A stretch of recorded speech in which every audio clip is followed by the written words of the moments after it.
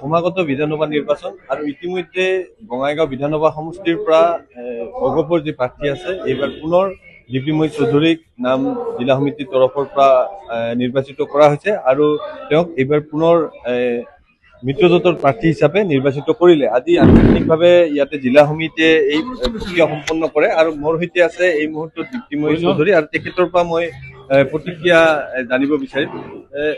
বাইদেউ কি ক'ব, আপোনাক পুনৰবাৰ আপোনাক প্ৰাৰ্থী হিচাপে বাছনি কৰিছে?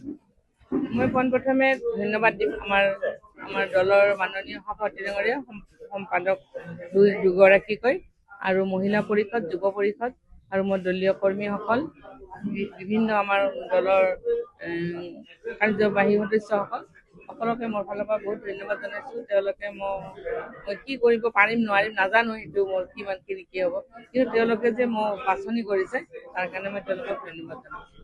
আপুনি উপ নিৰ্বাচনৰ বিধায়িকা হিচাপে নিৰ্বাচিত হৈছে, ইয়াৰ অভিজ্ঞতা কেনেধৰণৰ থাকে?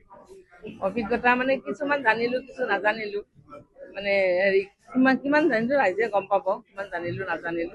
এতিয়া মই মনতে ভাবিছো আৰু হয়তো বহুত জনাৰ কাৰণে চেষ্টা কৰিম। আজি কি কৰিম বুলি মই আজি ক'ব নোৱাৰো। কি আগত জিকাটোৱে প্ৰধান কথা, জিকি লওঁ আগত, তাৰপিছত পৰিকল্পনা কৰি আপোনালোকক জনাম।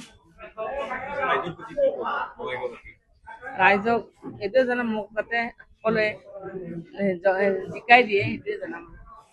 এয়া আছিল বিধায়িকা দীপ্তিময়ী চৌধুৰী আৰু বঙাইগাঁও জিলা অগপৰ সভাপতি আছে মোৰ সৈতে, আৰু তেখেতৰ প্ৰতিক্ৰিয়া জানিব বিচাৰিম যে আপোনালোকে কি প্ৰক্ৰিয়াৰ মাজেৰে প্ৰাৰ্থী বাছনি সম্পন্ন কৰে?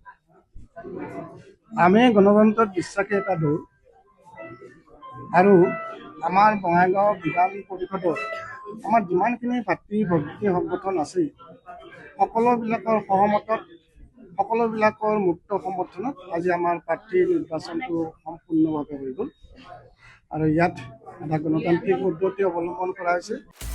আপুনি বিচৰা বাতৰি পাব কেৱল News18 এপত। News18 এপ ডাউনলোড কৰিবলৈ স্কেন কৰক এই QR কোড। Google Play Storeতো পাব এই News18 এপ।